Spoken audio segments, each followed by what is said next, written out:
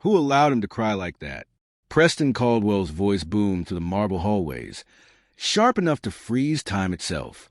The wailing had broken through the mansion's silence, and now, so had his fury. Maya Williams stopped mid-wipe of the second-floor window. Her microfiber cloth remained damp in her grip. She'd only been employed at the Caldwell estate for 5 days, assigned to basic cleaning duties in the East Wing. Nobody ever spoke about the 5th floor. In truth, most employees avoided it as if it were haunted. But that noise, the piercing, rhythmic sobbing that rose again, wasn't something she could dismiss. It wasn't a hungry wail. It wasn't tired or irritable. It was a sound of terror, the kind that tears from within. "Miss," the butler called from below, "keep away from the upper wing." She didn't respond. Maya climbed the remaining steps, heart pounding. At the hallway's end, behind a door left ajar, flickering light pulsed from a sensory projector.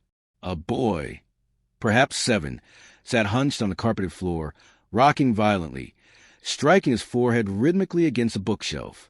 No supervision, no comfort, just anguish and repetition. She hesitated at the entrance. Everything inside her urged retreat. But something deeper, something ancient and buried kept her planted. Her brother, Jermaine, used to behave the same way. Same rocking. Same sounds. She recalled it clearly. Beneath the dinner table, arms wrapped across his chest, face streaked with tears nobody could comprehend. Maya stepped quietly into the room and crouched several feet away. "Hey, sweetheart," she whispered, voice barely heard above his cries. "I won't touch you.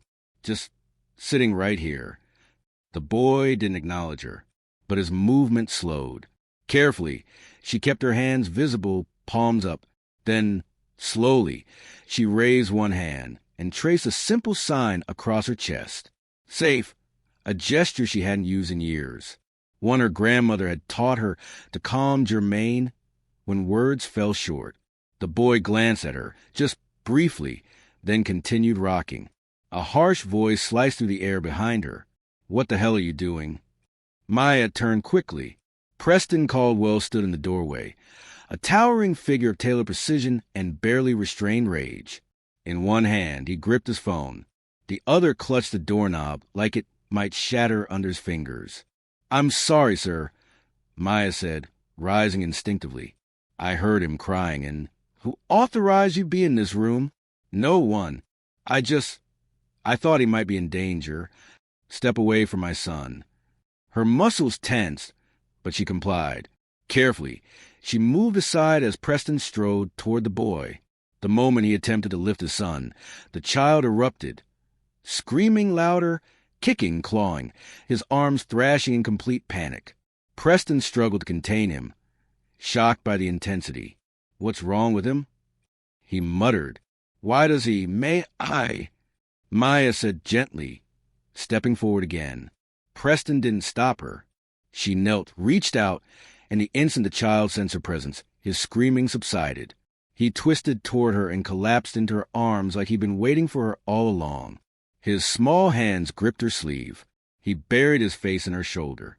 The silence that followed was absolute. Preston stared, stunned. "How? What did you do?" "I didn't do anything, sir," Maya said softly. "I just listened and signed." You know sign language?" "A little. My brother, he's nonverbal autistic. This used to help him calm down." Preston's posture shifted almost imperceptibly. His suit looked suddenly too restrictive for him. His presence, so forceful a moment ago, was now suspended like he didn't know what to do with himself. "What's your name?" he asked. "Maya. Maya Williams. I clean the East Wing." "You're not a therapist?" "No, sir. Just a cleaner." He watched her hold his son like it was the most natural thing in the world. "Can you stay a little longer today?" Maya nodded, still swaying gently with the boy in her arms. "Yes, sir," she whispered. Preston turned, walking slowly out of the room. For the first time in months, the house was still. No echoes of pain, no tense footsteps, no slammed doors. Just a boy and a stranger, now not so strange, wrapped in quiet understanding. And though Preston didn't say it, the look on his face said everything. Something had shifted. Something was beginning. The sun had dipped lower by the time Maya descended the stairs again, her back slightly aching from holding the boy for so long. Elijah, she'd heard Preston call him that once, had finally drifted to sleep in her arms, his face pressed into the curve of her shoulder like he belonged there. She had laid him gently on a beanbag in the corner of his room, covering him with a weighted blanket she'd found folded in the closet. He hadn't stirred. Now, the grand mansion felt heavier than it had when she first entered it. Each chandelier sparkled but felt cold. Each marble tile under her feet clicked like a reminder that she didn't belong. She was a cleaner, a temp, no less. She had just broken a major boundary. She turned toward the service hallway, expecting to be dismissed, maybe even terminated on the spot. Miss Williams. The voice came from behind her, clipped and clear. She turned and found Preston Caldwell standing at the end of the corridor, arms crossed, his expression unreadable. He was no longer holding his phone. Instead, he held a small notepad, the kind that usually came out when something official was about to happen. Maya straightened instinctively. "Yes, sir. In my office. Please." Her heart sank a little. She nodded and followed him down the long hallway, through a set of double doors into an office she had only ever dusted from the outside. It was immaculate, modern, and sparsely decorated. Dark with shelves held books with uncracked spines. A wall of windows looked out over the private garden. On the far end sat a massive desk of polished oak. He gestured to the chair in front of the desk. "Sit." Maya obeyed, folded her hands in her lap. Preston sat opposite her and remained silent for several seconds. He tapped a pen against the edge of the notepad. She could hear a grandfather clock ticking somewhere in the distance. It felt like a courtroom, and she didn't know if she was the witness or the accused. "You handled him like someone who'd done it 100 times, he said finally. "I haven't, not with him, just with someone like him." "Your brother?" "Yes, sir. Jermaine. He passed away 4 years ago. He was 10. Preston's eyes flicked up, and for a moment, something human passed across his face. "I'm sorry." "Thank you." He was silent again. Then he leaned back in his chair. No therapist, no specialist, no trained professional has been able to calm Eli down like that. Not in 2 years. They all failed. You just walked in there with a rag in your hand and fixed him. Maya's throat tightened. "I didn't fix him, sir. I just saw him. That stopped him." The pen he'd been tapping fell still. "You saw him. Children like Eli, they don't need to be fixed. They need to be heard. You can't rush their silence. You have to be willing to sit in it with them." Preston blinked slowly. "You sound like someone who should be doing more than mopping floors." "I'm just someone who needed a job, sir. My grandmother's got medical bills, and this pays better than the diner." He looked down at his notes, then closed the notepad altogether. "I want to make you an offer." Maya blinked. "Sir, I need someone who can connect with Eli. Someone who can be consistent. Not another overqualified stranger with a clipboard and a 2-week contract. Someone he already trusts. I'm not a nanny. I don't need a nanny. I need you." She shook her head gently. "Sir, with all due respect, I'll double your pay," he said, not giving her the space to finish. "You'll stay in the staff wing. Private room. All expenses handled. Weekends off. Health insurance if you don't already have any. And you'll never lift a mop again." Maya felt her heart racing. The numbers danced in her head. That kind of money could mean real treatment for Grandma Loretta. No more skip medications. No more stretching food stamps. But she also knew the risk. This wasn't just a job. This was a boy, one with fragile patterns and even more fragile trust. If she accepted and failed him, it wouldn't be just another nanny leaving. It would be betrayal. "I don't know if I can." Preston leaned forward, elbows on his desk. "Look, I've had behaviors with degrees from Stanford, nannies from elite agencies, even a family counselor who charged $2,000 an hour. None of them lasted more than a week. You walked in, said nothing, and my son laid his head on your shoulder. I don't know what that is, but I know it's rare." Maya swallowed. It's not magic, sir. It's just care. That's even rarer. She looked down at her hands, chipped nail polish and all. She thought about Loretta, about the quiet way she'd say, "Baby, if God opens a door, don't stand there arguing about the knob." When would I start? Tomorrow morning. I'll have the room prepared tonight. Maya nodded. Okay, I'll try. Preston stood and extended his hand. She shook it, small and firm. As she left the office, her mind was racing. She hadn't packed for a live-in job. She hadn't even told her landlord she was leaving. But beneath all that noise was something quieter, something she hadn't felt in a long time. Purpose. The next morning, Maya arrived with a small duffel bag slung over her shoulder and a cardboard box tucked under her arm. The housekeeper, Mrs. Green, led her to the staff quarters on the east side of the mansion, near the back garden. The room was simple but warm.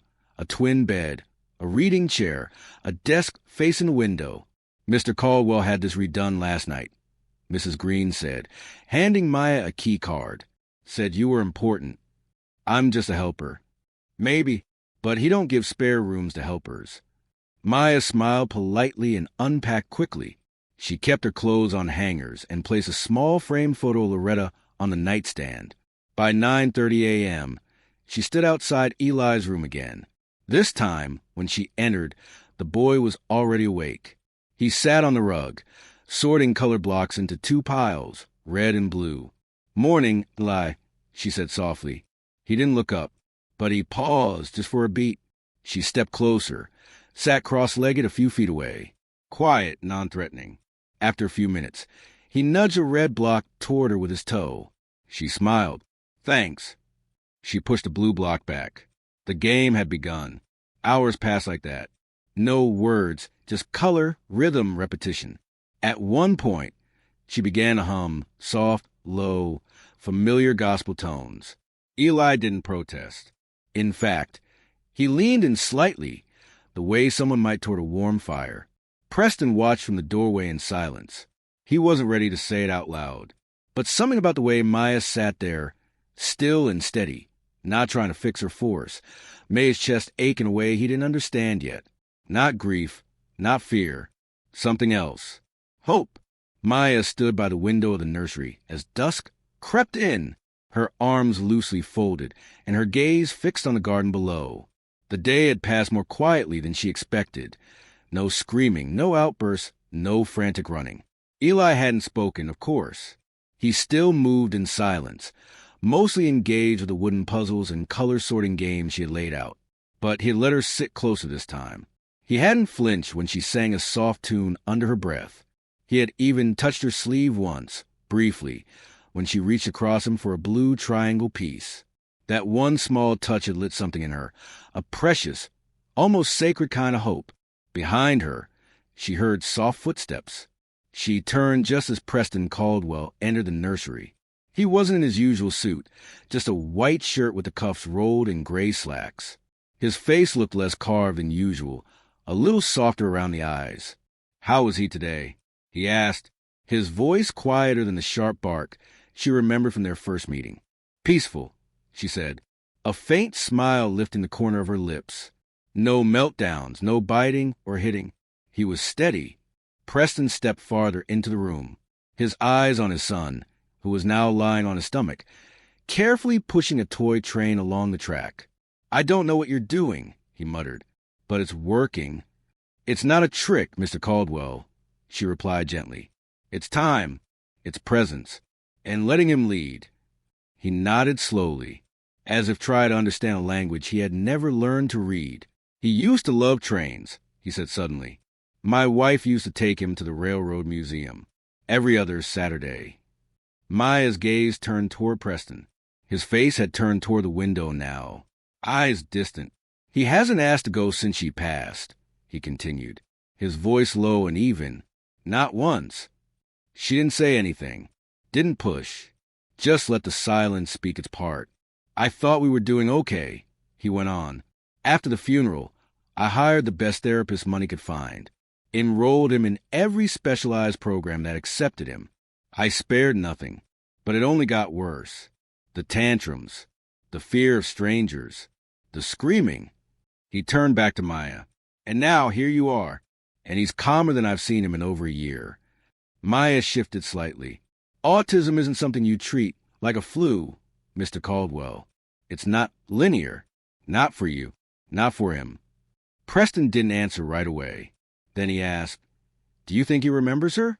"I think he feels her absence," she said after a pause, "even if he doesn't know how to say it." He sat in the armchair by the bookshelf, elbows on his knees, looking at his son with something between guilt and awe. "I was married for 10 years, he said suddenly. "We met in college. I was rigid. She was jazz. She laughed too loud, danced barefoot on our balcony in the rain, made breakfast at midnight." Maya smiled. "She sounds wonderful." "She was," he said, and something in his voice cracked, just slightly. Eli looked up for a moment and locked eyes with his father. Preston stood and approached his son slowly. "Hey, bud," he said softly, crouching beside him. "How's the train coming?" Eli didn't speak. He didn't react, but he didn't recoil either. Preston looked up at Maya. "You think he'll ever talk again?" "I think he already is," she replied, her eyes warm. "You just have to learn to listen to the version of language he trusts." He held his son's gaze a moment longer, then nodded and rose. Later that evening, Maya returned to her room in the staff wing. It was modest but comfortable. She had unpacked what little she had. 3 changes of clothes, 2 books, a battered journal, and a framed photo of her grandmother, Loretta, holding a young Germaine. She picked it up now and ran her thumb across the glass. "You'd like him," she whispered. "He's a mess, but he's trying." There was a knock at the door. She opened it to find Mrs. Green holding a tray with a covered plate and a folded napkin. "Mr. Caldwell says you haven't eaten since lunch," the older woman said, a curious note in her voice. "He insisted you get proper dinner." Maya blinked. I didn't realize. I lost track of time." Apparently, so did the boy. He didn't scream at all today. Miracle of miracles.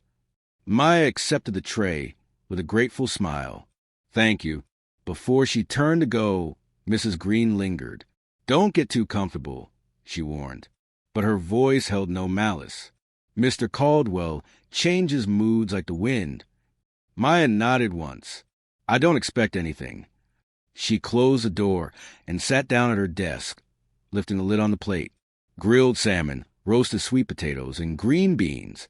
Her stomach grumbled in response. As she ate, her mind kept replaying the image of Preston on the floor beside his son. It had been brief, but genuine, vulnerable. And she couldn't help but wonder what kind of man tries to control the world, but forgets how to hold his child.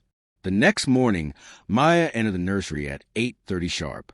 Eli was already awake, sitting by the window, tracing shapes on the glass with his finger. The sunlight cut a warm line across the carpet. "Morning, Eli," she said softly, approaching slowly. He didn't turn, but he didn't stiffen either. She sat beside him, not too close. After a few quiet minutes, she took out a small whiteboard and a dry erase marker. "I thought we could try something," she said gently. She drew a sun, then a cloud, then handed the marker to him. He stared at it for a long moment, then took it slowly and drew a crooked heart. Maya smiled, even as tears stung behind her eyes. From the hallway, Preston had stopped outside the door. He watched a moment through the crack in the frame, his hand hovering near the handle but not opening it. Something inside him was shifting, slowly, painfully, like an old hinge learning to swing again. He turned away before they noticed, but his thoughts stayed in the room. At night, he sat alone in his study with a glass of scotch he didn't drink. On the desk lay a file, Maya Williams' employee application, her background check, and a handwritten reference letter from her former manager at a diner in Queens. He read the note twice. "She's not fancy, but she shows up early, works late, and never complains. She's kind, and she knows how to listen, even when people don't know how to talk." Preston folded the paper and leaned back in his chair. Outside, the wind stirred the trees along the stone fence. Inside, for the first time in months, the silence felt like comfort, not void. In a house built by money, Guarded by rules and haunted by loss, someone had finally arrived who didn't try to fix the cracks. She simply sat beside them. And for Eli, and maybe for Preston too, that was enough to begin again. It had been nearly 3 weeks since Maya Williams had taken a job that wasn't hers to begin with, caring for the boy no one could reach.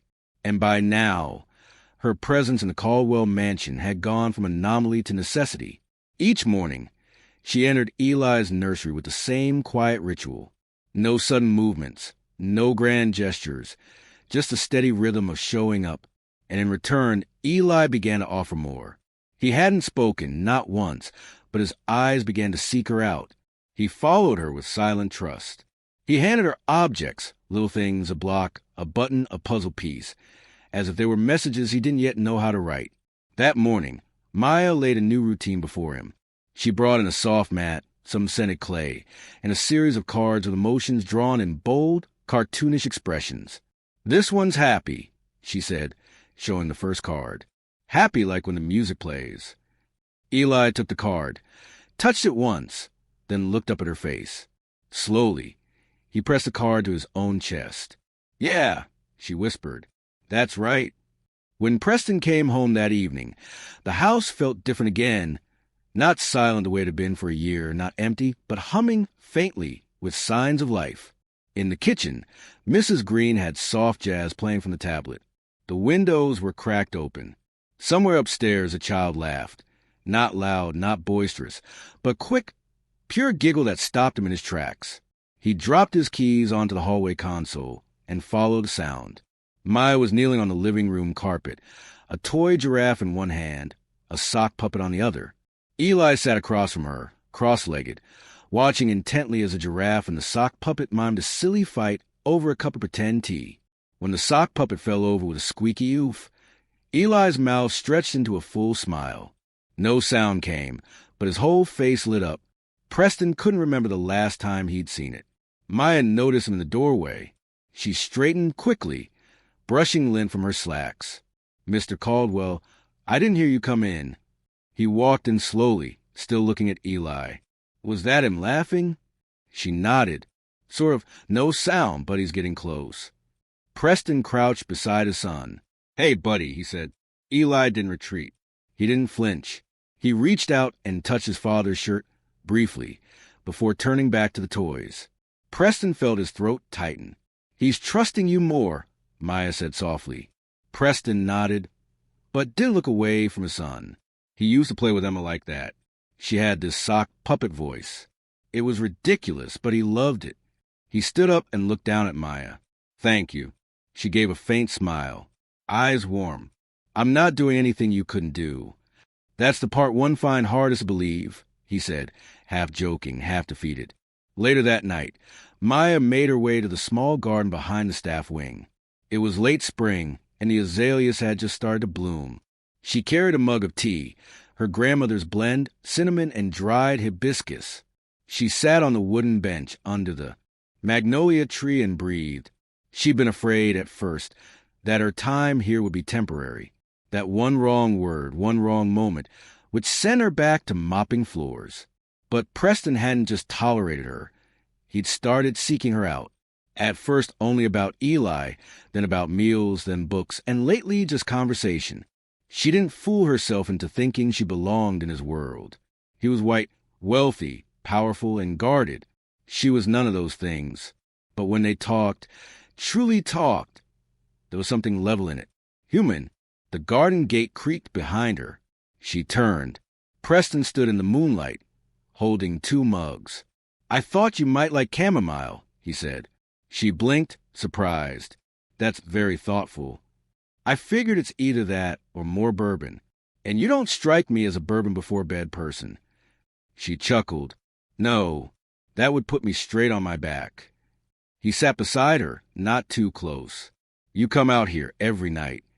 When I can't sleep." "Same." They sipped in silence for a moment.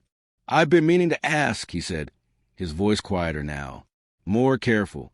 "Your brother. What happened?" She exhaled. "Slow. He had a seizure. Complications from an infection. He passed in the hospital while I was filling out paperwork for insurance." Preston looked at her. I'm sorry. Thank you. He was the only person in the world who saw me without expecting anything back. He was quiet, then said, That sounds like Eli. Yeah, she said softly. It does. Another pause. Preston ran a hand through his hair. You make this look easy, but I know it's not. I know I'm difficult, that this house can be cold, that Eli's challenges can be overwhelming. Maya turned to him. You're not difficult, Mr. Caldwell. You're just grieving in the only way you know how. His eyes met hers. Call me Preston. Please. She hesitated, then nodded. Okay, Preston. A gust of wind rustled the branches. The lights from the second floor glowed softly through the windows. Somewhere above them, Eli stirred in his bed. I want to learn, Preston said suddenly. I want to know what you know about him, about how to reach him. Maya's heart beat faster. You're already halfway there. No, I'm not. I watch you with him. The way you read his cues. The way you understand what he needs before he asks. I don't have that instinct. You don't need instinct, she said. You need willingness. And he'll teach you, if you're patient enough to listen. He looked at her, and for a moment, something shifted in the air between them. I want to try, he said. And for the first time, Maya saw not the CEO, not the man with perfect posture and calculated words, but father, uncertain, flawed, and finally ready. The next day, everything changed. Maya led a small lesson in the living room. Simple sign language. More. Stop. Help. Love. Preston joined them, clumsy but earnest. Eli watched, then copied. At one point, Preston signed more, and Eli responded with a half-formed version of the same gesture. Preston's eyes filled, but he didn't say a word, just nodded, smiled, and reached for his son's hand. Later that evening, Maya wrote in her journal by the window, recounting the moment. He's coming back to his son, she wrote, not as a savior, not as a fixer, but as a father learning a new language, one built on silence, trust, and steady hands. She looked up as a knock came at her door. Preston stood outside, holding a book. I found this in Emma's things, he said. It's about parenting children with sensory disorders. I thought you might want to read it together. She took it gently. I'd like that. And then he added, before walking away, Thank you for staying. That night, Maya sat on her bed, the book in her lap, and the memory of Jermaine warm in her chest. She wasn't just staying. She was building something. Slowly, quietly, like Eli's laughter, like trust, blooming between unlikely hands. The early summer light streamed to the nursery windows, casting golden beams onto the wooden floor. Maya sat cross-legged across from Eli, gently encouraging him to press different animal shapes into a soft patch of kinetic sand. It was part of their morning routine now, sensory time before breakfast. A calm, consistent way to ease him into the day. Eli didn't speak, but he responded more and more, with eye contact, small gestures, even tentative smiles. When Maya sang softly, he swayed. When she laughed, he tilted his head to watch her longer. And once, when she reached for the sand mold he liked, he touched her wrist and pushed it gently toward her. Thank you, she whispered. He didn't respond, but his fingers brushed her palm in reply. Preston had begun joining these sessions 3 times a week. He no longer hovered in the background, arms folded and unreadable. Now, he knelt beside his son, mimicking Maya's gestures, learning the signs slowly but with deep concentration. Cow! Maya signed that morning, forming the horns with her fingers. Eli didn't copy, but he stared, then pointed to the small cow figure on the mat and pressed it into the sand with surprising care. Preston laughed quietly but genuinely. He's getting it, he said. Maya smiled, then turned toward him. So are you. That afternoon, Preston invited her to walk the garden with him after lunch. Eli had fallen asleep in the sunroom, a blanket loosely wrapped around him and a stuffed bear held tight in one hand. Maya hesitated for a moment, unsure this was still professional, but then followed him out past the manicure hedges, down toward the old gazebo. They walked slowly, side by side. Preston had removed his jacket and loosened his collar. It was the first time she'd seen him without that ever-present armor. "Eli's therapist called this morning," he said. "I didn't mention it earlier because I wanted to see how the day went." Maya looked up. "Is everything all right?" She said his developmental milestones are still delayed, but she noted significant behavioral improvements. He's beginning to trust again. "That takes more than therapy," Maya said softly. "That takes safety." Preston nodded, hands in his pockets. She also said, "Well, she asked what changed in the home environment. I told her it was you." Maya chuckled, brushing a braid back behind her ear. "I'm just one part of it." He stopped walking and turned toward her. "You're the part that matters." She met his eyes, and for a brief second, the world narrowed. The breeze slowed. The sound of birds faded. Preston's expression was different now. Not the guarded, clipped detachment she'd come to expect, but something quieter, raw.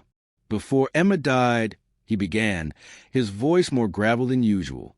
"She said I was always 2 steps behind, that I never saw what was in front of me until it was too late." Maya said nothing, only listened. She handled everything. The school forms, the therapy sessions, the tantrums. "I just wrote the checks," he swallowed hard. "And when she got sick, I panicked. I started controlling everything, as if order could save her, as if structure could replace her presence." "Grief makes us grasp for anything that doesn't move," Maya said gently, "because what moves might disappear." He looked at her sharply, surprised, then slowly nodded. "You speak like someone who's lost something." "Someone who's lost someone," she corrected, her voice barely above a whisper. "We all carry echoes." They continued walking in silence. The shadows stretched across the garden. Maya reached out and touched a blooming camellia. "She used to grow these outside my grandmother's porch," she murmured. "She used to say they were stubborn flowers, that they bloomed when they felt like it, not when others expected them to." "Sounds familiar," Preston said. She smiled. "I suppose it does." That evening, as the sun dipped low and Eli napped on the couch, Maya found herself in the study. Preston had invited her to review an old therapy binder he'd found in the closet. Notes and videos from Eli's earliest sessions. "Emma filmed everything," he said, handing her a USB drive. She always said, "One day, we'll forget the hard parts and miss the details. Let's save the details." Maya sat at the desk and opened the folder on the screen. The first video began to play. A much younger Eli, maybe 4 years old, sat at a low table with therapist. Emma's voice narrated gently from behind the camera, coaching Preston on how to use signs for eat, sleep, and mom. Maya watched in stillness as the video continued. In one clip, Eli reached toward Preston and signed love clumsily. Emma's laughter followed. "That's your daddy, baby. Good job." Maya turned slightly in her chair to see Preston standing in the doorway. He didn't enter, just watched. His face had gone pale. "I forgot about that video," he said. "I haven't watched these since before the funeral." "She was good with him," Maya said. "She was everything," he replied. His voice cracked just a little. "And I erased her." Maya stood and walked slowly to where he was. "No, you didn't. You were surviving. You were breaking open in silence." Preston looked down at her. "Is that what I was doing?" "Yes, but now you're healing." He stared at her, unreadable. "And you? Are you healing too?" She paused. "I think so. Some days more than others." For a long moment, they stood there, nothing but the soft hum of the computer and the ghost of Emma's laughter playing faintly in the background. Then, gently, Preston reached out and touched Maya's hand. She didn't pull away. That night, something changed, not in words, not in declarations, but in presence. Maya lay in bed, unable to sleep. Her heart beat fast, not from fear, but from awareness. Something was forming between them, something unspoken but undeniable. And for the first time in years, she didn't feel like a visitor in someone else's story. She felt like she might belong to it. Upstairs, Eli stirred in his sleep and mumbled a sound, soft, high-pitched, almost a word. Maya didn't hear it, but the house did, It was listening now, and so was she. The next morning began with the smell of cinnamon drifting through the kitchen. Maya stood barefoot on the tile floor, gently flipping slices of French toast on the skillet. Her apron was dusted with flour, and a faint smile played on her lips as she hummed an old Sam Cooke tune under her breath. It was a quiet joy, simple, rooted, something she hadn't felt in years. Preston entered the room quietly, freshly showered and dressed in a white button-down and gray slacks, but without a tie for once. He paused at the doorway, watching her work. "Didn't know breakfast could sound so good," he said softly. Maya glanced over her shoulder. "You mean smell?" He leaned against the doorframe. "No, I meant what I said." There was a pause, light but meaningful. She slid 2 golden slices onto a plate and turned off the stove. "Eli's still asleep?" she said. "Thought I'd surprise him. He likes the edges a little crispy." Preston stepped into the kitchen and began setting out forks and napkins. "You always remember the details." Maya looked down, brushing a strand of hair behind her ear. "The details are where the heart lives." He stopped for a moment, considering her words, then resumed setting the table. "I never noticed how empty this place felt until you started filling it." Before Maya could respond, the baby monitor on the counter crackled softly. Eli's sleepy whimper, then the gentle thump of his feet hitting the carpet. Maya moved instinctively, removing her apron. "I'll go." Preston touched her wrist. "Let me?" It was a subtle shift, but she understood. This was his moment now. She watched as he walked out of the kitchen and up the stairs. A man who used to keep one hand on the world and one foot out the door, now fully present. When he returned with Eli in his arms, the boy was clutching a small plush bear and blinking against the morning light. Preston set him gently in his booster chair and sat next to him. "Good morning, buddy," Maya said, placing the plate in front of him. "Your favorite." Eli didn't answer, but he picked up a piece of toast with his fingers and began chewing slowly. Maya watched the way Preston helped him dab syrup on it, his movements careful, patient. There was no rush in the room, no pressure, just connection. Later that day, the house welcomed a guest, Dr. Lydia Chun, Eli's longtime developmental psychologist, a petite woman with sharp eyes behind silver-framed glasses. She had known Eli since he was 2. She stepped into the foyer with a calm smile. "Still smells like expensive silence in here," she said, half teasing. Preston chuckled. "That's changing." Maya offered her a glass of water and escorted her to the sunroom where Eli was stacking wooden blocks by the window. Preston watched from the doorway, his hands clenched just a bit. Dr. Chen observed the boy quietly, then leaned toward Maya. "He's focused," she whispered, "and peaceful." Preston stepped in. "Do you see progress?" Dr. Chen nodded slowly. "Not just in behavior. In attachment. He's bonding." Preston looked at Maya.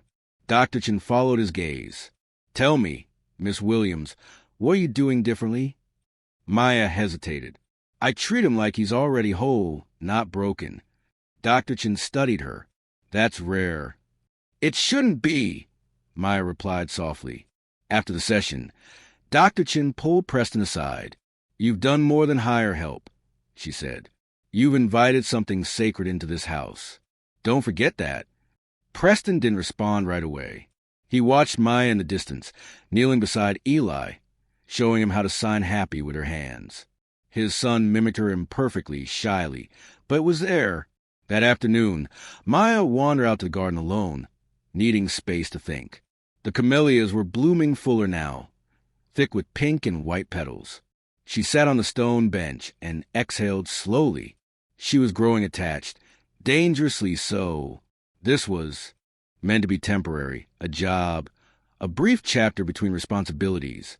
But somewhere in the quiet moments, in Eli's touch and Preston's changing eyes, it had begun to feel like more. She reached into her bag and pulled out an old photo, her mother and younger sister on a porch swing. Her mother was laughing, head tilted back. Her sister's hands were caught mid-sign. Maya traced their faces with thumb. "I still carry you," she whispered. Behind her, footsteps approached. "I hope I'm not interrupting." Preston's voice, gentle now. Maya quickly tucked the photo away. Just thinking. He sat beside her, not too close. "I've been meaning to ask," he began, then paused. "Why did you take this job?" She turned to him, eyes calm. "Because I needed to remember who I was. And I thought maybe, just maybe, I could help someone do the same." Preston nodded. "You've helped more than you know." A beat, then Maya said, "And you? Why did you really hire me?" He hesitated. At first, desperation. "I was exhausted, out of ideas. But then I saw how Eli looked at you. Afraid, not shrinking, just still." They were quiet for a moment. "I owe you an apology," Preston added. "When you first arrived, I dismissed you. I made assumptions. I thought I was just a maid," she said without malice. He looked ashamed. "Yes." Maya met his eyes. "People do all the time. But you're not doing that anymore." "No," she whispered. "I'm someone who sees people others overlook." He nodded slowly. "You saw him, and now I see you." Something shifted in the air between them, delicate and dangerous. That evening, as the sun dipped low and shadows painted the hallways, Maya passed by the open study door. Inside, Preston sat at the piano, an old upright piece Maya had dusted weeks earlier. He struck a few tentative chords, then began to play a melody. Halting, unsure, but lovely, she stood quietly listening. When he finished, she stepped inside. "I didn't know you played." "I used to," he said. "Emma made me promise I'd teach Eli one day." "Keep that promise," Maya said. "Music speaks even when we don't." He looked up. "Would you sit with me?" She did. He began again, slower this time. Maya hummed along, then, without thinking, began to sign the lyrics to an old lullaby. Eli's lullaby. Her hands moved with grace. Her face lit with tenderness. Preston stopped playing and just watched. "You're extraordinary," he said quietly. Maya looked at him, her hands still mid-motion. "I'm just present," she replied. "Most people aren't." Preston reached out, brushing a fingertip against her wrist. It was a question. She didn't pull away. It was an answer. Upstairs, Eli stirred in his bed.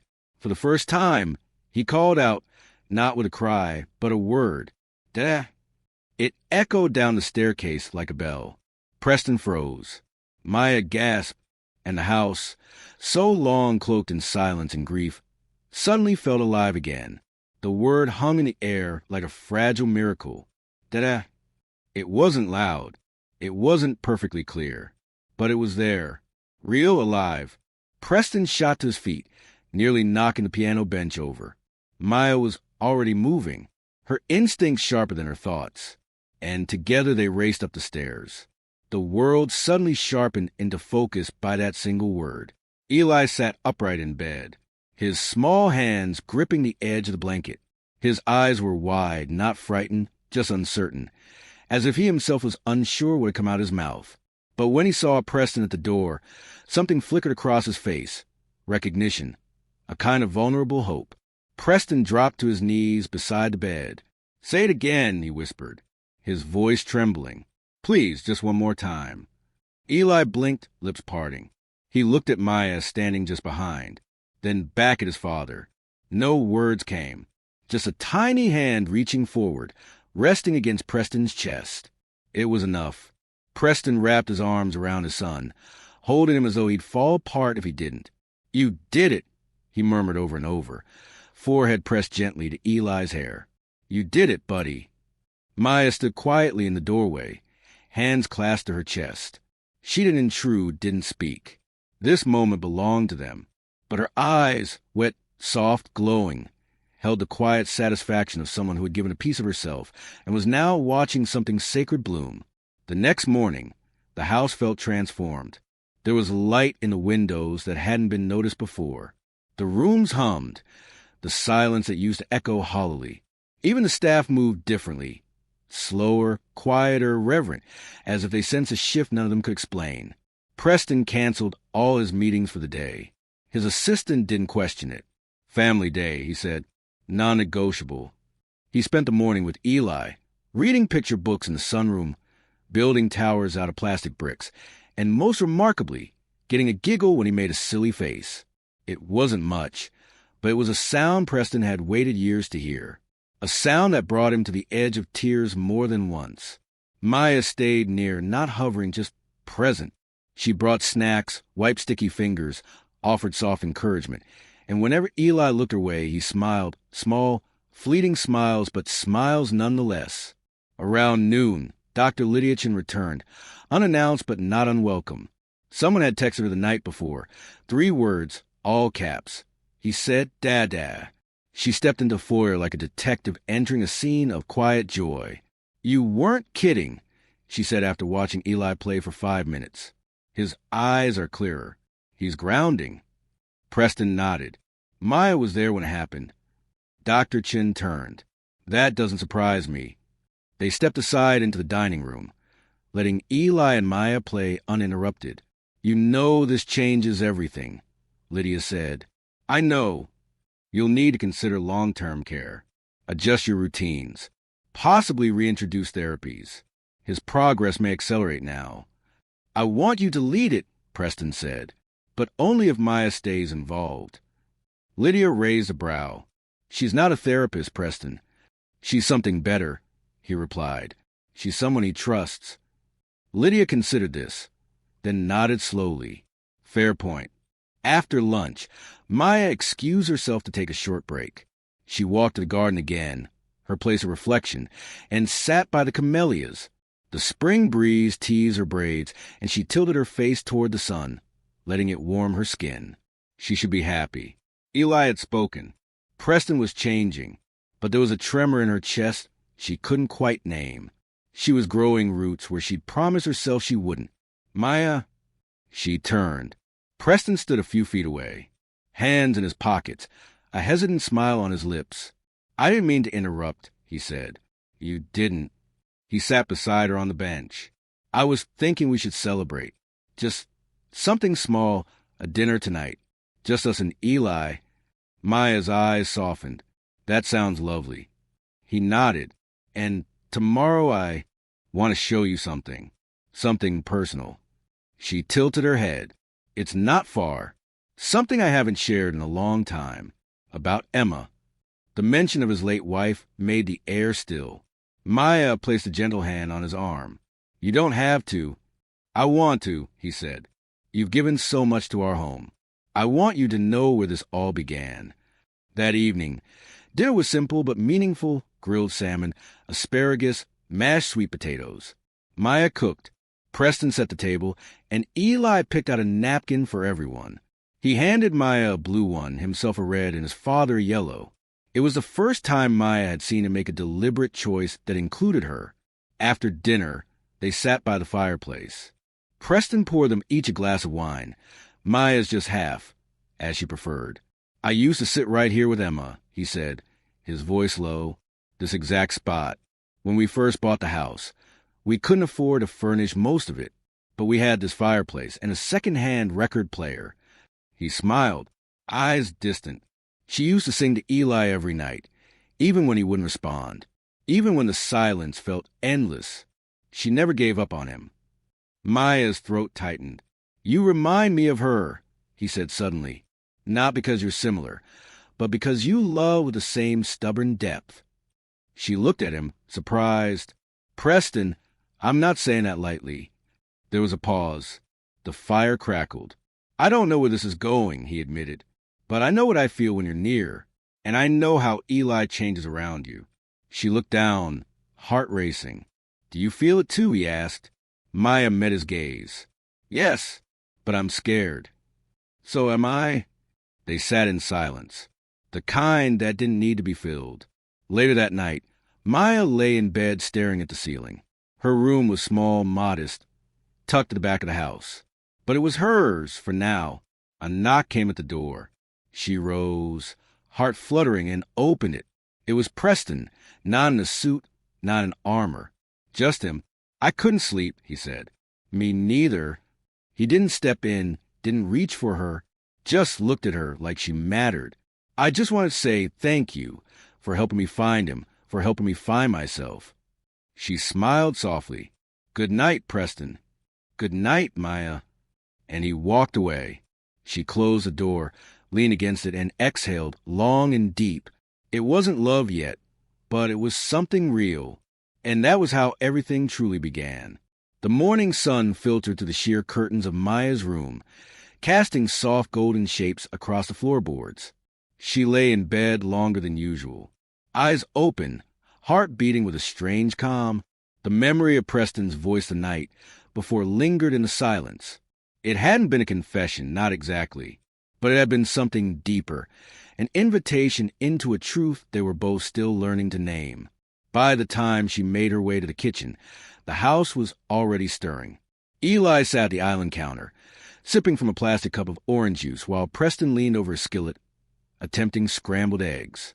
Maya paused in the doorway, watching the two of them, father and son, side by side, like a picture from a family album long overdue. Preston noticed her first. "Good morning," he said with a warm smile, wearing a navy t-shirt and jeans instead of his usual crisp button-down. Eli turned, spotted Maya, and his eyes brightened. He didn't say a word, but he reached out his hand toward her. It was the first time he'd initiated contact. Maya crossed the room and took his hand, giving it a gentle squeeze. "Good morning, sweetheart," she whispered. Preston looked on, the corner of his mouth twitching in quiet awe. "I was thinking we could take Eli to the park today," he said. "There's one not far from here, Piedmont Park. I haven't taken him out in a while, but I feel like maybe it's time." Maya blinked, surprised. "That's a big step." "I know, but I want to try." The outing wasn't planned with perfection, and that was part of its charm. Maya packed a small bag with snacks and wipes. Preston brought a blanket and a collapsible stroller, and Eli wore a baseball cap he refused to take off. The car ride was quiet but peaceful, with soft jazz playing low and the city slowly unfolding through the windows. Piedmont Park was alive with spring. Children laughing, couples walking dogs, old men reading newspapers on benches. They found a spot beneath a tall oak tree and laid out the blanket. Preston sat with Eli, pointing at the ducks on the lake, while Maya unpacked some sliced apples and cheese crackers. Eli didn't say much, but his eyes followed everything. He watched a group of boys playing catch nearby, his gaze lingering longer than usual. "Would you like to try, Eli?" Preston asked gently, nodding toward the game. Eli looked at Maya, his expression uncertain. She smiled. "We'll just watch for now, okay? Maybe next time." He seemed content with that, curling up beside her and munching on a cracker. A few minutes later, a voice called out from across the field. "Mr. Caldwell, is that you?" Preston looked up. A woman in her early 40s approached, dressed in running gear and sunglasses. "Rebecca Thorne," she said, extending her hand. "We met at the Chamber of Commerce dinner last year." Preston stood, polite but guarded. "Ah, yes, of course. Good to see you." Rebecca glanced at Maya, then down at Eli. "This must be your son." "I heard. Well, I'm glad to see he's doing okay." Maya felt the tone shift slightly, subtle but unmistakable. That quick assessment, that flicker of surprise at Maya's presence beside them. Rebecca's eyes didn't linger, but her smile tightened. "You knew Nanny?" she asked. Preston's spine straightened. "This is Maya Williams. She's part of our family." Rebecca blinked. "Oh, well, that's nice." She turned to Eli again, then back at Preston. "Listen, I don't want to intrude. Just wanted to say hello. We should catch up sometime. I'll send you a message." With that, she jogged off. Maya pretended to focus on Eli's snack, but she felt the heat crawl up her neck. Preston sat back down beside her, silent for a moment. "I'm sorry about that," he said softly. "You don't have to be." "No," he insisted, turning to her. "You deserve more than to be seen as just someone who works for me." Maya met his eyes. "I don't need validation from strangers, Preston. I know who I am." His expression softened. "I wish everyone had your clarity." They spent another hour in the park, letting Eli explore the grass, listen to bird songs, and gather small rocks like treasure. When it was time to leave, he didn't cry.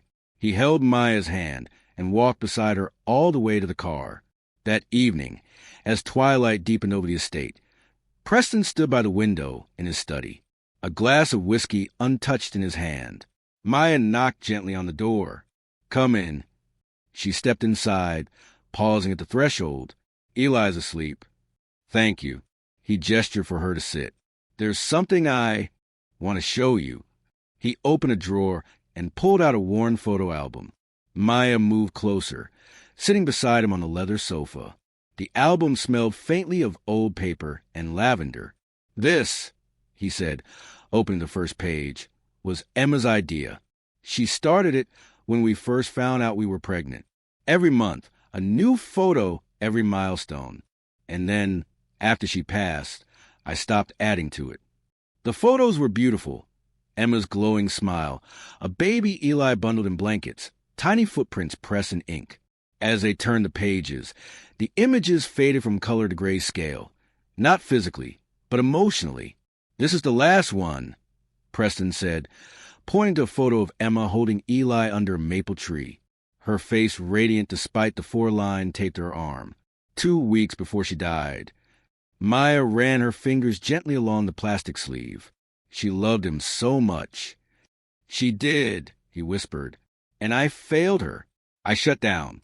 I buried myself in work, in meetings, in pretending that grief wasn't eating me alive.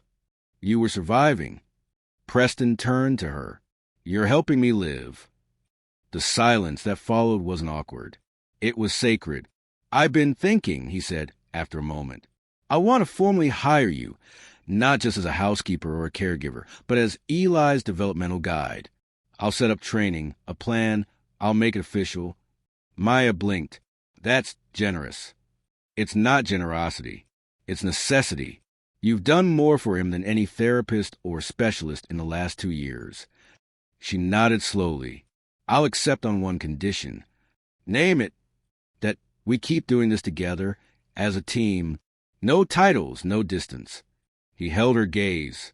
"Deal." They sat there, the album open between them. 2 people bound by loss, and something slowly growing beyond it. Just before she left the room, Preston called her name. "Maya." She turned.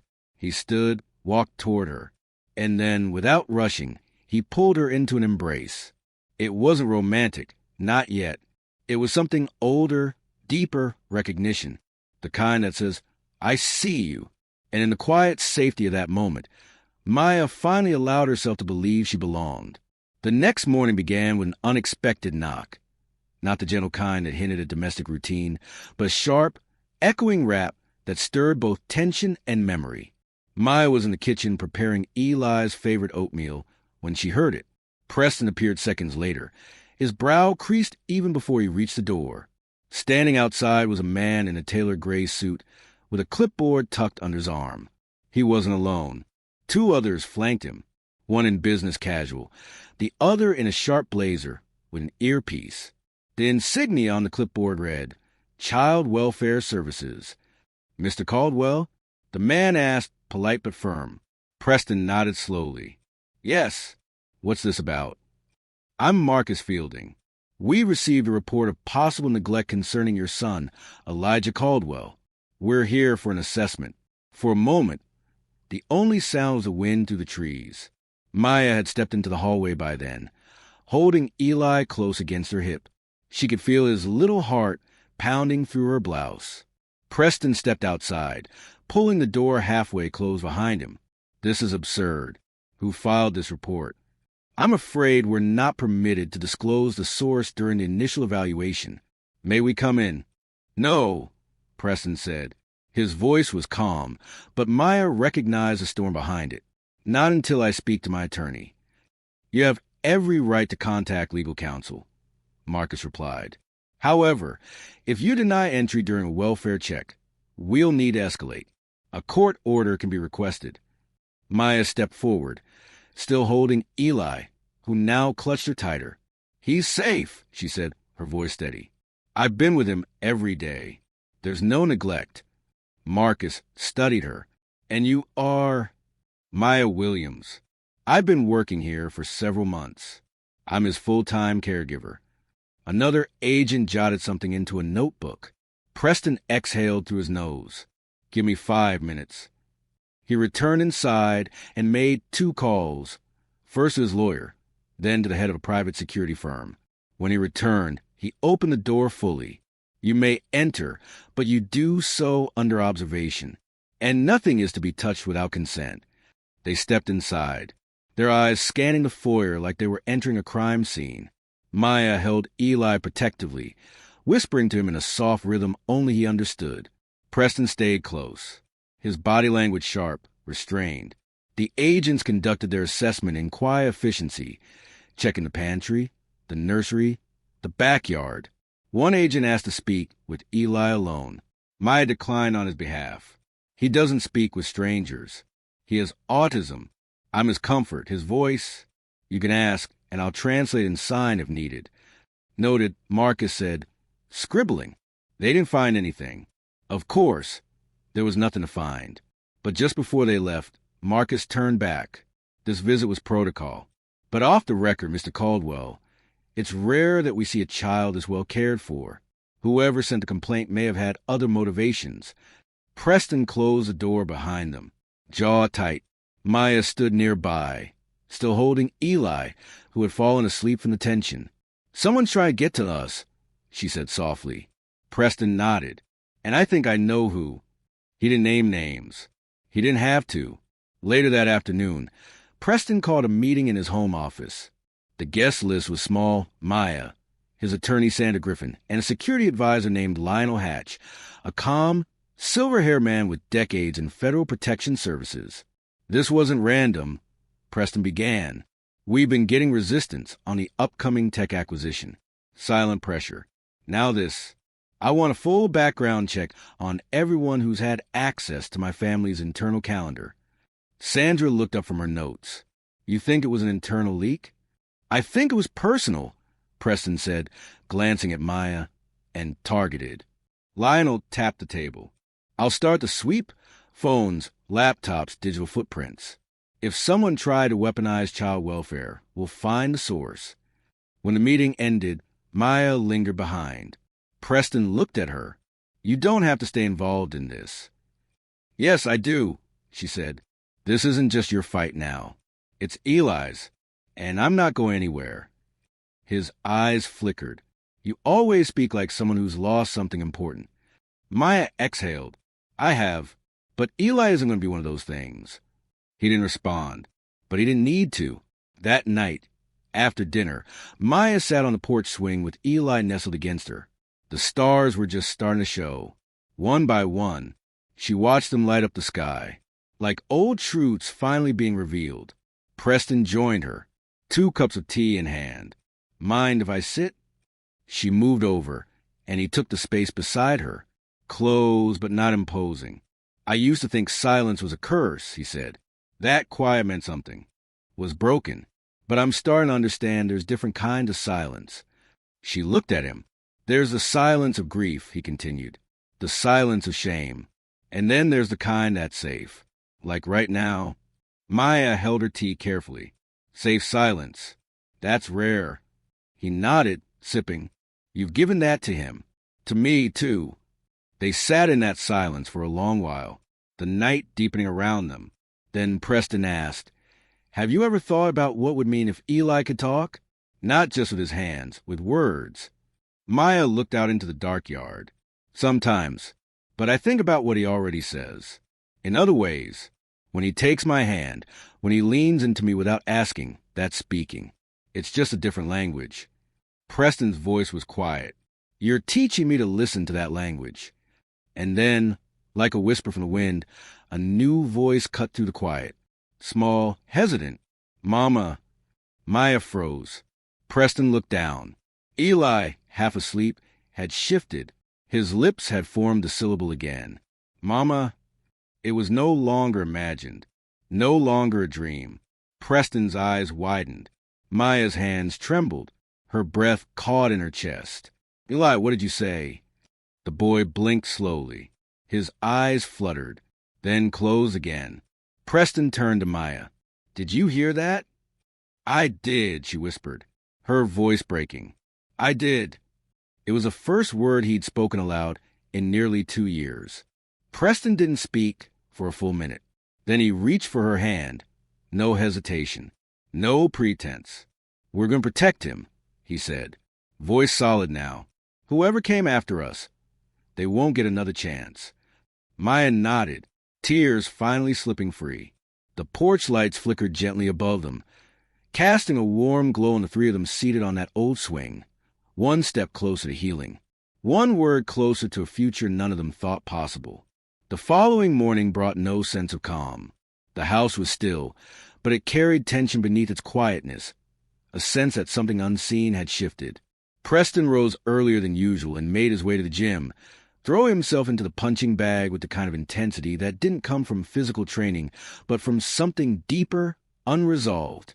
Maya woke to the muffled thud of his fists, echoing faintly down the hall. She slipped out of bed and checked on Eli first.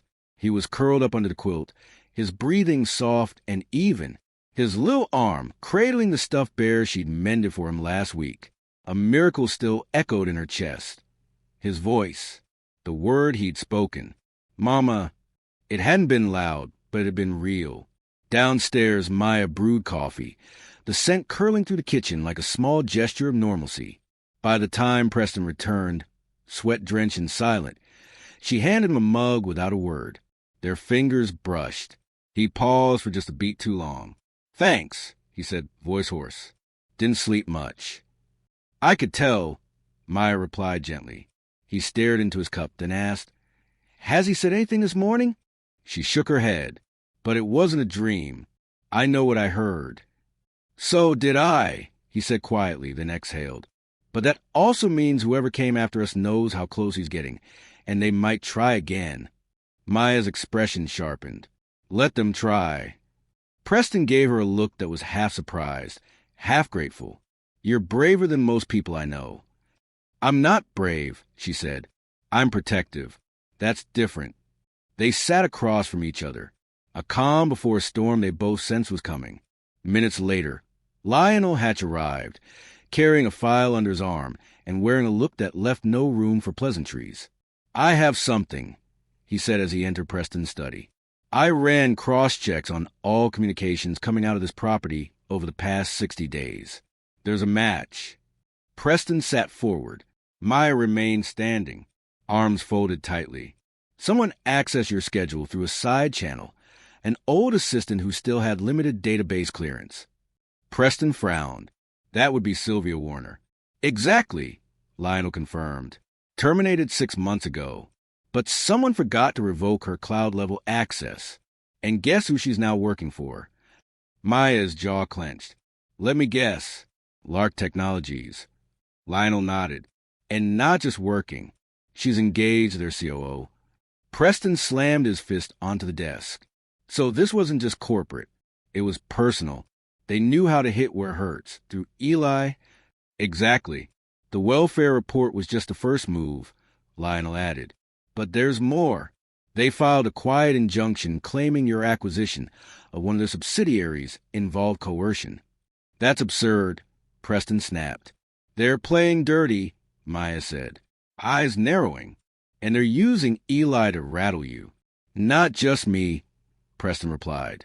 "Us." Lionel leaned in. "There's one move left, sir. You file a counter-motion. Bring all of this to light. But it comes with a risk. They'll dig into everything, including Maya." She looked up. "I don't have anything to hide."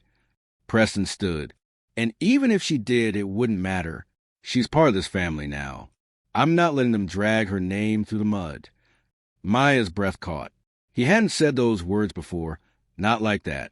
Her eyes searched his face, trying to find if he meant it or was just trying to protect her legally. But he held her gaze with a quiet certainty. "I'm going to make the call," he said. "We take them to court. Publicly." By late afternoon, news began to trickle out through press channels. Caldwell Dynamics had filed a countersuit against Lark Technologies, citing defamation, emotional trauma, and abuse of government agencies for personal gain. Maya watched the news unfold from the guest room. Eli asleep beside her. Her phone buzzed nonstop with messages from friends she hadn't spoken to in years. Some were supportive. Some were confused. Others were hostile. One message stood out. It was from a private number. I know what you are. He'll find out, too. You don't belong there. She stared at it, hands shaking. Preston found her 20 minutes later. Her expression told him everything. He didn't ask. He just took her phone and scrolled. When he saw the message, his jaw tensed. "This has to stop," he said. She looked up. "They're not going after you. They're going after me. Because they can't touch you without touching me first." There was silence between them. Then Preston said, "Come with me." He led her down the hall to the family room, where a fire had been lit and soft jazz played in the background. Eli stirred on the couch, blinking sleepily. Preston knelt beside him and began signing slowly. Maya watched, surprised. His signs were clumsy but sincere. "Safe, Daddy, love, Maya." Eli's face lit up with a small smile. Preston turned to Maya. "I've been learning quietly. Because if I'm going to be the father he needs, I can't wait for someone else to teach me." She didn't speak, not at first. Her throat tightened. Too much. But when she finally found her voice, it was soft. "You're already becoming that." That night, Lionel's team set up a surveillance grid around the estate. Night vision cameras, motion sensors, secure perimeter alarms. No one would come near the house unnoticed again. But the storm wasn't just outside. It was in headlines, in whispers, in anonymous comments online. Maya became a quiet lightning rod, praised by some, vilified by others. Rumors swirled that she was a gold digger, that she had seduced Preston for power, that she had manipulated a vulnerable child. Preston tried to shield her. He issued statements, stood by her side at every press conference. But some shadows couldn't be pushed away with statements. One night, after a particularly cruel article called her the maid who would be queen, Maya sat alone on the back porch, wrapped in a blanket. Preston joined her quietly, handing her a cup of tea. "I used to think I could fix everything with money," he said. "Turns out, the things that matter most can't be bought. They have to be fought for." She sipped, eyes red. "Do you think it'll ever stop?" He looked at her. "No, but I think we'll get stronger. Together." Her voice cracked. "Do you ever regret bringing me into all this?" He didn't answer with words. He reached over, took her hand, and placed it over his heart. "No," he said simply, "because you brought me back to mine." Tears filled her eyes again. But this time they weren't from hurt. They were from hope. And that night, in the quiet hush of a house on the edge of scandal, the three of them, Preston, Maya, and Eli, slept under the same roof with something they hadn't shared fully before, a sense of family. Fragile, earned, but real. The courtroom was colder than expected, a stark contrast to the emotional heat simmering beneath Maya's skin. She sat quietly beside Preston at the defense table, hands folded tightly in her lap, her breath steady but shallow. Around them, cameras clicked and murmurs stirred as reporters filled every available seat in the gallery. This wasn't just a hearing. It was a spectacle. Judge Adeline Monroe, a woman in her 60s with silver hair pulled tightly into a bun, entered and called the session to order. Her presence was commanding without being cruel, her gavel echoing through the room with finality. "This court will now hear Caldwell Dynamics versus Lark Technologies," she said, voice unwavering. Maya's eyes flicked toward the opposing side. Sylvia Warner sat smugly in the front row, her engagement ring catching the light like a trophy. Beside her was Greg Sinclair, the COO of Lark, with the coldness of a man who thought everything was a negotiation. They barely spared Maya a glance, as if her role in the case was ornamental at best. But she wasn't here to be overlooked. Not anymore. Preston leaned over and whispered, "They're expecting you to flinch. Don't give them the satisfaction." She gave a tight nod. Her fingers still trembled, but her heart didn't. The first testimonies began. Legal jargon filled the air, each side presenting arguments about data access, unauthorized schedule leaks, and the weaponization of the welfare system. Lionel Hatch took the stand, delivering his findings with clinical precision. He outlined the digital trail, the unrevoked access, and the links between Sylvia and Lark Technologies. The court listened, but the tension didn't truly rise until Maya's name was mentioned. And what role did Miss Maya Williams play in any of these corporate decisions? The opposing attorney asked, voice sharp with condescension. Lionel answered calmly. None. She was a house staff member. Her only concern was the safety of the child. Then why? The attorney pressed. Did she continue to involve herself in matters far beyond her professional scope? Before Lionel could respond, Judge Monroe raised a hand.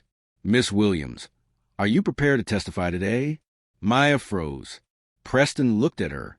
It's your call. She stood slowly, legs steady despite her heartbeat. Yes, Your Honor. I'm ready. The courtroom shifted.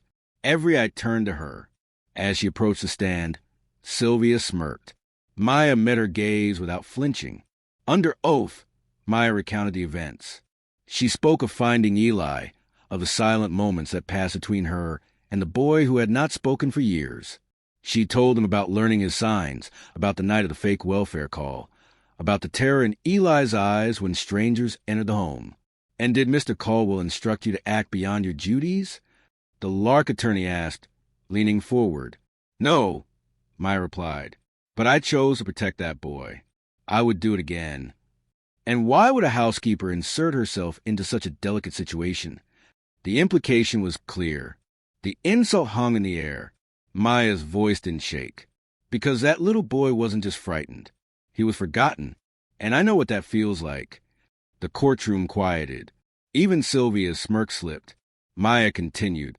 I grew up in a system that never noticed when I went hungry, or when my sister couldn't hear and no one bothered to learn how to talk to her. I promised myself that if I ever saw that look in another child's eyes, I wouldn't walk away. Judge Monroe regarded her carefully. Thank you, Miss Williams. You may step down. As Maya returned to her seat, Preston gave her hand the slightest squeeze beneath the table. You were remarkable, he whispered. She didn't smile, but the fight wasn't over. Outside, the courthouse steps overflowed with press. Reporters shouted questions about her relationship with Preston, about the rumors of financial motivation, about her background. Maya kept her chin high, answering none of them. Preston placed a protective hand at her back as they walked toward the car. Inside the vehicle, silence settled again until Maya finally asked, Do you regret putting me on that stand? He turned to her. Not even for a second. You were the most truthful person in that courtroom. But they'll twist it. They always do. Then let them twist, Preston said. You don't bend. That evening, back at the estate, Eli sat with Maya in the sunroom. He was quiet, hands resting on his knees, gaze distant. She signed slowly. Are you okay? He hesitated, then signed back. I heard them say bad things. Maya knelt beside him. They don't know you. They don't know us. Eli nodded. Then, in halting fingers, he added, You're still here. Her heart broke open a little. I'll always be here. Across the room, Preston watched the exchange. Later that night, he invited her into his office. There, on the desk, sat a document, thick, embossed, official-looking. What is this? She asked. My will, he said plainly. I'm naming you guardian. If anything happens to me, don't, she interrupted. Don't talk like that. I have to, he insisted. They're not just attacking my business. They're coming after my soul, and my soul lives in that boy. She swallowed hard. And what if they find something on me? What if they dig too deep? Then let them, because you've already proven something more powerful than a background check. What? That you love him. There was no romance in his tone, no dramatic flair, just the truth. And sometimes that was the most beautiful thing. Later that week, a ruling came through. The court found insufficient evidence for Lark Technologies' allegations and dismissed the case with prejudice. But the judge's final remarks were what silenced the crowd. I find it deeply disturbing, Judge Monroe said, that a private corporation would manipulate child welfare systems for corporate gain. Miss Williams' actions reflect the highest moral standard, one we would do well to emulate. This court recognizes her not just as a witness, but as a protector. The room erupted in whispers. Sylvia's face blanched. Greg Sinclair stood and walked out before the gavel even fell. Outside, press again swarmed Maya. This time, the questions were softer. Some were even kind. How does it feel to be vindicated? Will you stay with the Caldwell family? Preston stepped forward, shielding her. But Maya didn't retreat. She turned to the cameras, eyes steady. I didn't do this to win, she said. I did it because a little boy needed someone who wouldn't leave. That night at home, the quiet was different. It wasn't empty. It was full of something sacred. Eli fell asleep beside her on the couch, his hand curled in hers. Preston stood by the doorway, watching them both with a look that no longer needed explanation. Family wasn't always made by blood. Sometimes it was chosen in the middle of chaos.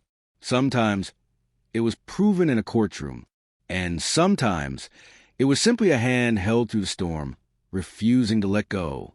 The following morning carried a kind of stillness that felt unfamiliar, not the quiet of uncertainty, but the calm that follows after a long, punishing storm. Sunlight spilled through the estate's tall windows, warming the marble floors that once felt too cold, too sterile. Now, the house seemed alive, not with noise but with peace. Maya stood at the kitchen counter, making pancakes from scratch. Eli sat on a stool nearby, still in his pajamas, watching her with the soft gaze of a child who finally felt safe. He didn't speak, rarely did, but he signed one word with gentle fingers. Happy. Maya's chest tightened. She turned to him and signed back. Me too. Behind them, Preston entered quietly, a cup of coffee in hand, his tie hanging loosely around his neck. His presence no longer carried the guarded stiffness of a corporate giant. Now, there was a softness in his eyes that Maya hadn't seen when they first met. Smells like you're trying to spoil him, he teased lightly. She gave him a wry smile. If he's going to start his day watching the morning news talk about his dad, he deserves pancakes. Preston sighed, glancing at the muted television in the corner, where a live interview was airing. One of the anchors read headlines off a prompter. Caldwell family scandal ends with unexpected hero. The housekeeper who stood against a corporation. The boy who spoke through silence. They're not going to let this go any time soon, he muttered. I know, Maya replied, flipping a pancake. But we don't need them to. Eli giggled as the pancake landed perfectly in the pan. It was such a simple sound.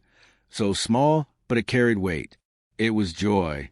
And in this house, joy had been rare. Later that day, a letter arrived via private courier. It was hand-delivered and sealed in a cream-colored envelope addressed to Maya. Her brows furrowed as she opened it carefully. Preston watched her from the library doorway. Something wrong. She unfolded the letter, eyes scanning the handwritten lines, and blinked in disbelief. It's from Judge Monroe, she whispered. She's offering to nominate me for the state's Child Welfare Advisory Board. Preston stepped forward, startled. That's significant. She says she believes my experience, personal and professional, could help shape future policies. Maya didn't answer immediately. Her fingers tightened around the paper. It's not just about Eli, is it? It's bigger than him. There are more kids like him out there. Preston nodded solemnly. And not enough people willing to fight for them. For the first time since this entire ordeal began, Maya saw something beyond the mansion, beyond even Eli. She saw a path, a purpose, not to escape who she was, but to become more of it. That afternoon, the three of them drove out to a modest community center on the edge of the city. The building was old but clean, its faded blue doors welcoming. Maya had learned about it through one of the lawyers at the trial, an after-school program for children with disabilities, mostly underfunded and understaffed. Inside, children sat in circles, some drawing, others using tablets with assistive communication. One young boy, maybe 7, struggled with his hands, trying to form letters in the air. Maya knelt beside him and gently guided his fingers. Like this, she said softly, signing the word home. He repeated it, his smile stretching wide as he got it right. Preston stood in the doorway, Eli beside him, holding his hand. Neither said a word, but their expressions were identical. Awe, admiration, and something tenderer. When they left, the director of the center followed Maya out. If you ever wanted to volunteer or teach, our doors are open. She paused, then looked down at Eli, who was now signing to Preston. I think I'd like that. That evening, as the sun dipped low and painted the walls in hues of gold, Maya sat alone in the garden. The scent of blooming jasmine drifted through the air, mingling with the distant sound of wind chimes. She held the judge's letter in one hand and her phone in the other. She finally called someone she hadn't spoken to in years, her mother's sister, Aunt Lorraine. The line rang twice before a familiar voice answered. "Maya, sweetheart." Her throat tightened. "Hi, I just wanted to hear your voice." "Oh, baby, I saw you on the news. I told your cousins, that girl right there, that's my niece. That's Maya Williams, and she's got more courage in her little finger than most people have in their whole body." Maya blinked away tears. "I didn't think I'd come this far." "Well, you did, and your mama would be proud." They talked for nearly an hour. Laughter returned, pain surfaced, but so did healing. By the time they said goodbye, Maya felt a piece of herself return, one she didn't know she'd lost. Later that night, Maya walked into the nursery. Eli was already tucked into bed, a small nightlight glowing beside him. She leaned down, kissed his forehead, and turned to leave. "Wait," he whispered. She turned, startled. It was the first word he had spoken aloud in months. He pointed to her and whispered again, "Stay." Maya blinked, swallowed the lump in her throat, and sat beside him. He reached for her hand and closed his eyes. Downstairs, Preston stood at the foot of the staircase, listening. When Maya finally joined him, his eyes searched hers. "You okay?" "I'm more than okay," she said. "I feel whole." Preston hesitated. "There's something I want to ask." She tilted her head. "I know this isn't how things usually go, and I don't want to rush anything, but I'd like you to stay not just as staff, as family." Maya's breath caught. "Preston, I'm not asking for answers tonight. I just wanted you to know that no matter what title the world gives you, witness, advocate, you've already become something far more important to me." She looked away, heart pounding. This was never about love. "No," he agreed. "It was about truth. But sometimes, when the truth is finally safe, love follows." In the following weeks, Maya accepted the judge's nomination. She joined advocacy circles, traveled with Preston and Eli to community meetings, and started designing inclusive curriculum for schools. Her story spread quietly, respectfully, not as a fairy tale, but as a reminder that sometimes it's not the powerful who change the world. It's the ones who dare to care when no one else will. One spring morning, nearly a year later, a framed photo sat on Preston's office desk. It showed Maya and Eli sitting beneath a tree, sunlight filtering through the leaves, both of them laughing with abandon. Above the image, in small engraved letters, it read, "Family is a place where the storm breaks." And beneath it, a simple quote from Maya herself, "Justice isn't always loud. Sometimes it's just showing up and staying."